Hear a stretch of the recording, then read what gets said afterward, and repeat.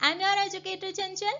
आज जो प्रश्न हम देखने वाले हैं वो कोशिका, कोशिकांग, कोशिका चक्र, समसूत्री व अर्धसूत्री विभाजन से संबंधित है। इनके लेक्चर्स आपको चैनल पर मिल जाएंगे, आप प्लेलिस्ट पर जाकर वो लेक्चर्स जरूर देख लीजिएगा। यहाँ पर आज हम टॉप 30 क्वेश्चंस देखने वाले हैं इन टॉपिक से रिलेटेड जो सभी प्रतियोगी परीक्षाओं में आपसे पूछे जाते हैं। आपको करना क्या है, पहले तो आप वो लेक्चर्स देख लीजिएगा और फिर आप ये वीडियो देखिएगा, वीडियो को पॉज करिएगा, जो भी प्रश्न यहाँ पर दिए गए हैं उनके जवाब आप अपनी नोटबुक में लिखिएगा और मुझे कमेंट सेक्शन में जरूर बताइएगा कि आपने कितने क्वेश्चन सही करे हैं। ठीक है, तो चलिए आज के लेक्चर की शुरुआत करते हैं। सबसे पहला प्रश्न है यहाँ पर, कोशिका सिद्धांत किसने प्रतिपादित किया। देखिए, कोशिका सिद्धांत के जब हम पढ़ते हैं तो हम यहाँ पर 3 वैज्ञानिकों के नाम पढ़ते हैं, स्लाइडेन, स्वान और विर्चो। ठीक है, तो वैसे तो ये 3 वैज्ञानिक हमें देखने को मिलते हैं, लेकिन अधिकतर जो प्रतियोगी परीक्षाओं में आपसे प्रश्न पूछा जाता है वहां पर इन 2 वैज्ञानिकों के नाम आपको दिए जाते हैं, स्लाइडेन एंड स्वान। पर अगर आपको विर्चो भी वहां पर दिया गया है तो करेक्ट आंसर जो है ये तीनों वैज्ञानिकों के नाम होंगे। तो आप ध्यान रखिएगा, अगर स्लाइडेन स्वान है तो भी वो करेक्ट आंसर है और अगर इन तीनों का नाम है तो भी वो करेक्ट आंसर होगा। ठीक है, नेक्स्ट क्वेश्चन है यहाँ पर, निम्न में से किसमें कोशिका भित्ति नहीं पाई जाती है। सेल वॉल किसमें नहीं होती है, तो पादप में देखने को मिलती है, प्रोटोजोआ है, जीवाणु है और कवक है। तो आंसर हमारा क्या हो जाएगा, प्रोटोजोआ। प्रोटोजोआ और जो जंतु होते हैं इनमें कोशिका भित्ति नहीं होती, बाकी इन सभी में कोशिका भित्ति देखने को मिलती है। अगर हम पादप की बात करते हैं तो कोशिका भित्ति सेल्यूलोज, हेमीसेल्यूलोज और पैक्टिन से बनी होती है, जबकि जीवाणु में पेप्टाइडोग्लाइकेन की बनी होती है और अगर कवक में बात करते हैं तो काइटिन की बनी होती है। ठीक है, अगला क्वेश्चन है यहाँ पर, जीवित कोशिका की खोज किसने करी है। आप ध्यान दीजिएगा, अगर आपसे सिर्फ कोशिका की खोज पूछा जाता है तो आपको यहाँ पर आंसर देना है रॉबर्ट हुक। ठीक है, लेकिन अगर आपसे जीवित कोशिका की पूछा जा रहा है तो आंसर यहाँ पर क्या हो जाएगा, एंटोन वॉन ल्यूवेनहॉक। ठीक है, एंटोन वॉन ल्यूवेनहॉक ने लिविंग कोशिका यानी जीवित कोशिका की खोज करी थी, वहीं रॉबर्ट हुक ने जो है वो मृत कोशिका की खोज करी थी। और किसमें करी थी, ये कॉर्क की छाल में करी थी। ठीक है, और एंटोन वॉन ल्यूवेनहॉक ने जो जीवित कोशिका देखी थी वो कैसी देखी थी, तैरती हुई देखी थी। ठीक है, तालाब में तैरते हुई देखी थी और वो किसकी कोशिका थी, वो एक शैवाल की कोशिका थी। ठीक है, सो अगर आपसे सिर्फ कोशिका की खोज पूछा जाएगा तो आंसर रॉबर्ट हुक होगा, मृत कोशिका की पूछा जाएगा तो भी रॉबर्ट हुक होगा, लेकिन अगर जीवित कोशिका की पूछ रहे हैं तो आंसर यहाँ पर ल्यूवेनहॉक होगा। ठीक है, नेक्स्ट क्वेश्चन देखो, कोशिका का अध्ययन क्या कहलाता है। अब देखिए, कोशिका को इंग्लिश में क्या कहते हैं, सेल। सेल के सी से क्या याद रखना है, साइटोलॉजी। क्या ध्यान रखना है, साइटोलॉजी। ठीक है, तो कोशिका का अध्ययन क्या कहलाता है, साइटोलॉजी। अब अगला प्रश्न है यहाँ पर, प्लाज्मा झिल्ली से। देखिए, पूछा गया है प्लाज्मा झिल्ली से संबंधित द्रव मोज़ेक मॉडल किसने दिया है। बहुत बार ये प्रश्न पूछा जाता है, तो इसका करेक्ट आंसर है सिंगर व निकोलसन ने। ठीक है, सिंगर और निकोलसन ने ये द्रव मोज़ेक मॉडल दिया है। इसको डिटेल में अगर आपको देखना हो तो आप चैनल पर लेक्चर है वो देख सकते हैं। अगला प्रश्न है यहाँ पर, प्लाज्मा झिल्ली का कार्य कौन सा है। ऑप्शन है आपके पास, श्वसन, आरएनए संश्लेषण, प्रोटीन संश्लेषण और चयनात्मक पारगम्य। अब प्लाज्मा झिल्ली की जब आप बात करते हो तो ये क्या है, बाहरी आवरण बनाती है। किन में बनाती है, बाहरी आवरण, जिनमें कोशिका भित्ति नहीं होती, वरना कोशिका भित्ति बाहरी आवरण बनाती है, उसके अंदर होती है। ठीक है, अब बाहरी आवरण बनाती है तो इसका काम क्या हो जाएगा कि जो बाहर का, इसके बाहर का ये जो एनवायरनमेंट है, बाहर की आवरण है, यहां से जो भी अणु हो वो कोशिका के अंदर आए तो वो किस तरीके से आए ये उसको नियंत्रित कर सकती है। तो आंसर क्या हो जाएगा, चयनात्मक पारगम्य, यानी कुछ मॉलिक्यूल्स के लिए ये पारगम्य होती है, यानी उनको जाने देती है और कुछ का ये विरोध करती है। ठीक है, तो ये इसका काम हो जाएगा। अगला प्रश्न है यहाँ पर, कोशिका का मस्तिष्क किसे कहते हैं। कोशिका का मस्तिष्क यानी कि जो कोशिका का सभी काम जो है वो कंट्रोल करता है, नियंत्रित करता है, तो वो कौन हो जाता है, केंद्र में उपस्थित केंद्रक। ठीक है, अगला प्रश्न है यहाँ पर, केंद्रिका की खोज किसने करी है। अब ध्यान दीजिएगा, यहाँ पर केंद्रिका बोला गया है, केंद्रक नहीं कहा गया है। केंद्रक होता है न्यूक्लियस और केंद्रिका होती है न्यूक्लियोलस, जो कि केंद्रक के अंदर होती है। ठीक है, तो केंद्रिका की खोज किसने करी है, फोंटाना ने करी है। शब्दों पर ध्यान दीजिएगा, गलत मत कर दीजिएगा, केंद्रक समझ के आप रॉबर्ट ब्राउन मत लगा दीजिएगा। ठीक है, तो यहाँ पर एक प्रश्न और हो जाता है, केंद्रक की खोज किसने करी है, रॉबर्ट ब्राउन ने करी है। ठीक है, वहीं आपसे अगला प्रश्न कहता है निम्न में से क्या वंशागति के लिए उत्तरदायी है। तो ऑप्शन है यहाँ पर केंद्रक, केंद्रिका, गुणसूत्र, लाइसोसोम। वंशागति मतलब कि जो जीन्स होते हैं उनको माता पिता से संतति में कौन लेकर जाता है, तो आंसर क्या हो जाएगा, गुणसूत्र, क्योंकि गुणसूत्र में ही डीएनए होते हैं, उनमें जीन्स होते हैं जो कि माता पिता से जो भी गुण होंगे वो सारे संतति में पहुंचाते हैं। ठीक है, अगला प्रश्न है यहाँ पे निम्न में से कौन प्रोटीन का संश्लेषण करती है।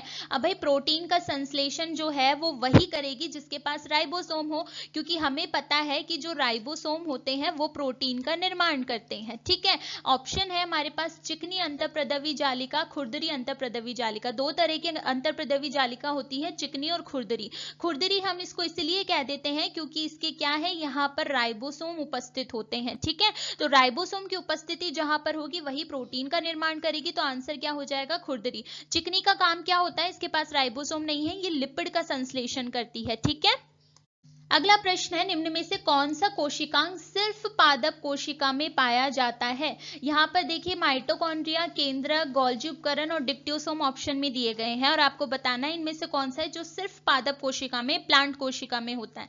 तो देखो माइटोकॉन्ड्रिया की अगर हम बात करें तो पादप और जंतु दोनों में होता है, तो ये हमारा ऑप्शन नहीं होगा। केंद्रक जो है वो दोनों के पास होता है, तो ये भी नहीं होगा। गोल्जी उपकरण की अगर हम बात करते हैं तो ये हमें जंतु कोशिका में देखने को मिलता है। गोल्जी उपकरण का जैसा ही भाग होता है डिक्टियोसोम, जो कि पादप कोशिका में देखने को मिलता है। ठीक है, डिटेल में अगर आपको देखना हो आप लेक्चर यहाँ पर देख सकते हो। आगे बात करते हैं निम्न में से गोल्जी उपकरण का कार्य क्या है। बहुत बार यहाँ से प्रश्न आता है, तो ऑप्शन दिए गए हैं लिपिड संश्लेषण, प्रोटीन संश्लेषण, एटीपी का निर्माण और स्त्रवण। देखिए लिपिड संश्लेषण की अगर हम बात करते हैं तो ये स्मूथ ईआर का काम होता है, यानी चिकनी अंतःप्रदवी जालिका का काम होता है, तो ये नहीं होगा। प्रोटीन संश्लेषण की अगर हम बात करते हैं तो ये रफ ईआर का काम होता है, यानी खुरदरी अंतःप्रदवी जालिका का, तो ये भी नहीं होगा।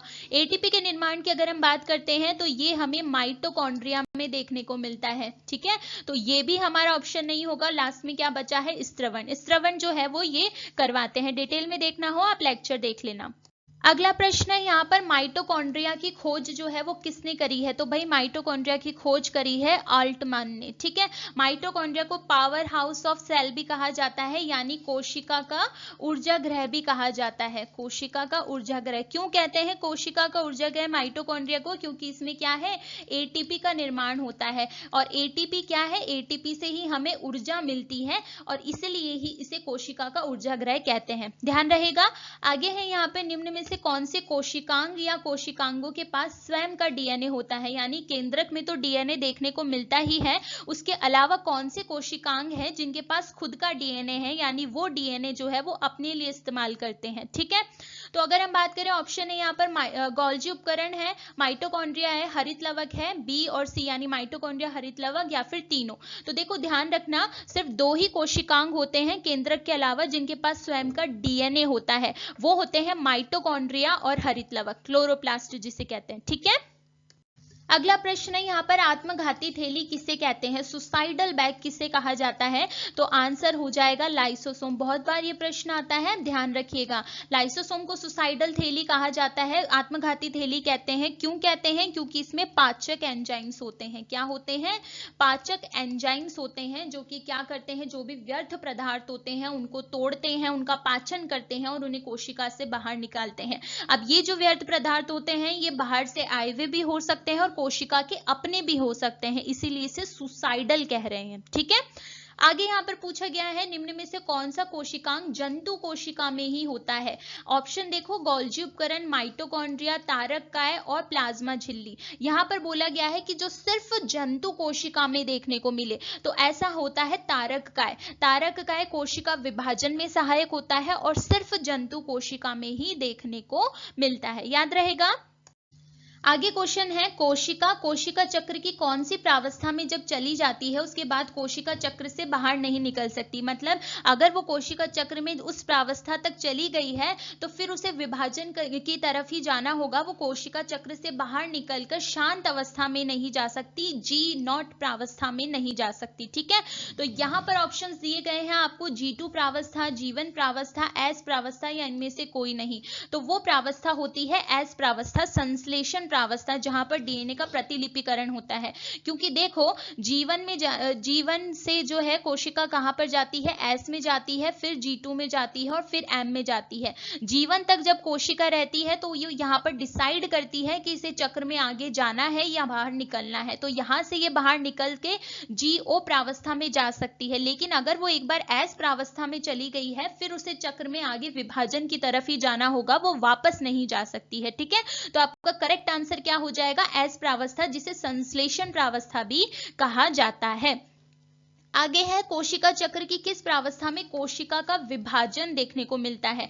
अब हमेशा ध्यान रखना, जीवन प्रावस्था की अगर हम बात करेंगे तो यहाँ पर तो सेल तैयार करती है खुद को विभाजन के लिए, विभाजन यहाँ पर भी नहीं होता। उसके बाद आती है एस प्रावस्था। एस प्रावस्था को जिसे संश्लेषण प्रावस्था भी कह रहे हैं, ये वो प्रावस्था है जहां पर डीएनए की कॉपी बनकर आ रही है, विभाजन यहाँ भी नहीं हो रहा। G2 प्रावस्था जो होती है यहाँ पर हमारे आरएनए और प्रोटीन बनकर आते हैं जो विभाजन में सहायक होंगे, तो यहां पर भी नहीं होता। एम प्रावस्था जिसे सूत्री प्रावस्था भी कहते हैं, यह वो प्रावस्था है जहां पर कोशिका विभाजन करती है। ध्यान रहेगा। अगला प्रश्न है यहाँ पर कोशिका चक्र की किस प्रावस्था में प्रोटीन और आरएनए का निर्माण होता है। जैसे कि मैंने आपको यहाँ पिछली बार बताया कि जो G2 प्रावस्था होती है ये एम प्रावस्था से पहले आती है। यही प्रावस्था है जिसे अंतराल अवस्था भी कहते हैं। यहाँ पर क्या है, प्रोटीन और आरएनए का निर्माण होगा ताकि जब आगे एम प्रावस्था आए, विभाजन प्रावस्था आए, तो ये उसमें सहायता कर सके। ठीक है, तो G2 प्रावस्था इसका करेक्ट आंसर हो जाएगा।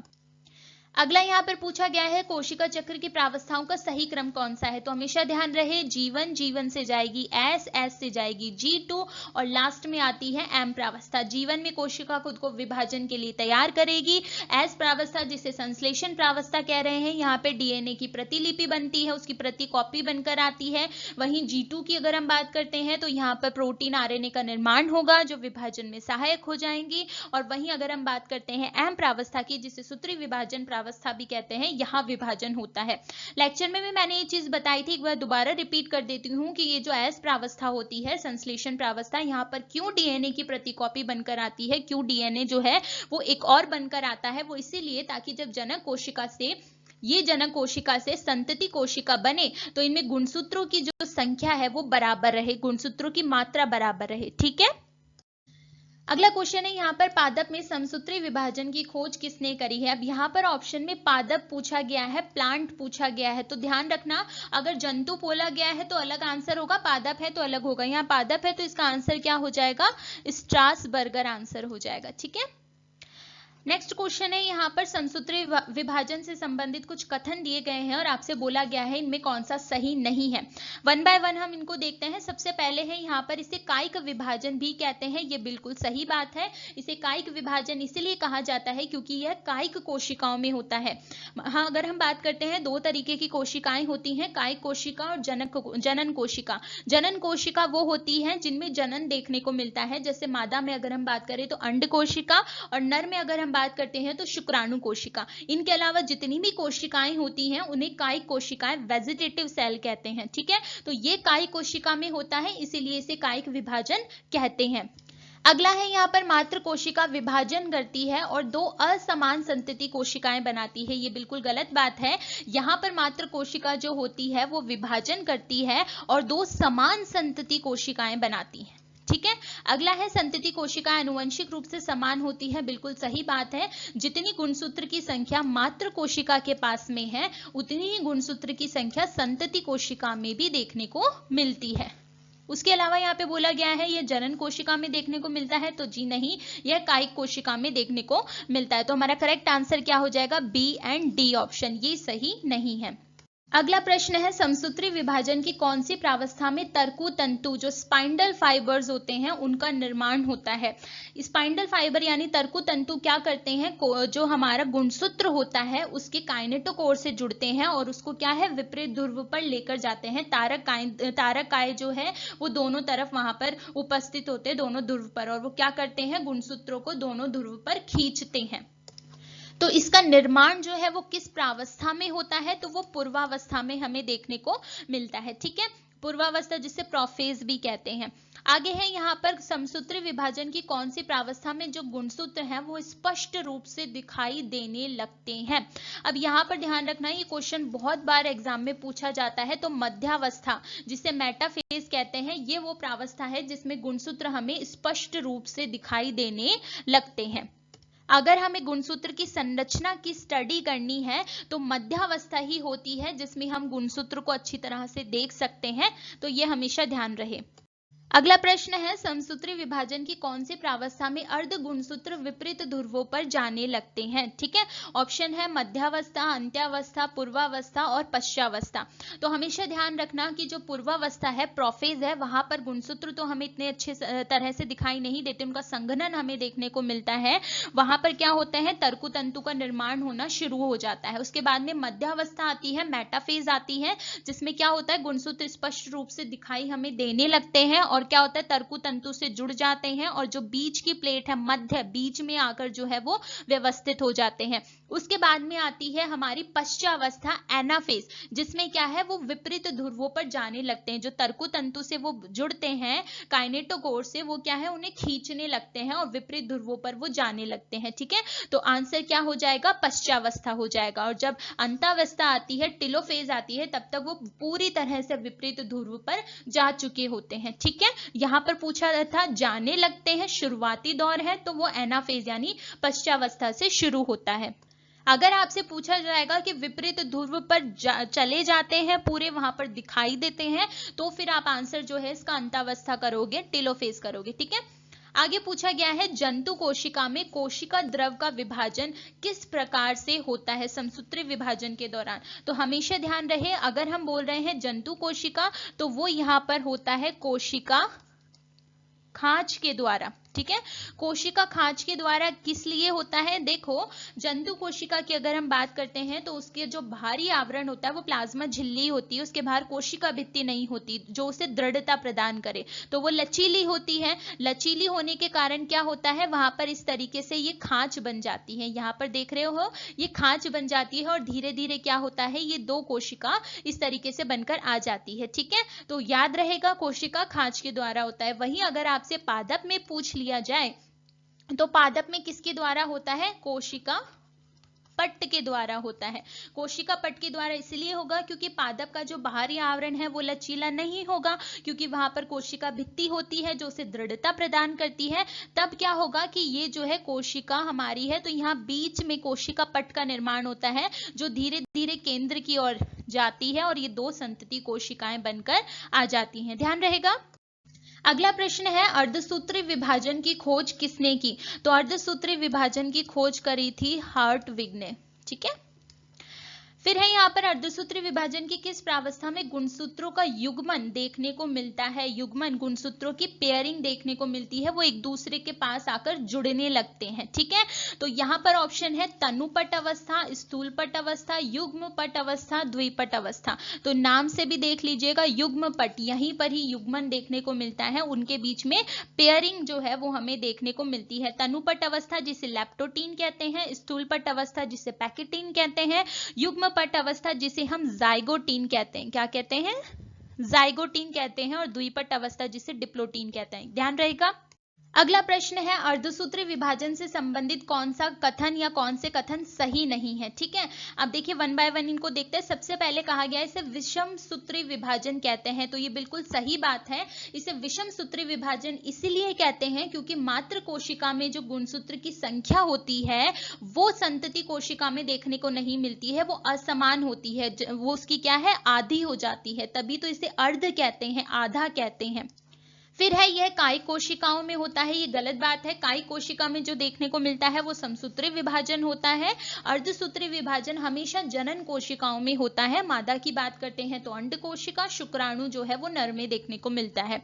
फिर है इसमें संतति कोशिकाओं में गुणसूत्र की संख्या दुगनी हो जाती है। जी नहीं, दुगनी नहीं हो जाती, आधी हो जाती है। दुगनी अगर हो जाएगी तो जब वो वहां पर निषेचन वगैरह होगा, युग्मन वापस से बनकर आएगा युग्मनज, तो वो और दुगनी और दुगनी और दुगनी होती रहेगी, जो कि पॉसिबल नहीं है। ठीक है, तो क्या होता है, हमेशा आधी हो जाती है ताकि जब वो निषेचन करे, ये मान लीजिए संतति कोशिका, अच्छा इसको ऐसे समझ लेते हैं हम, ये मान लीजिए यहाँ पर हमारी जनन कोशिका है, ठीक है। ये किस अवस्था में होती है? द्विगुणित अवस्था में होती है, ठीक है। जब ये विभाजन करती है तो ये 4 अगुणित कोशिकाएं बनाती हैं, 4 अगुणित कोशिकाएं बनाती हैं।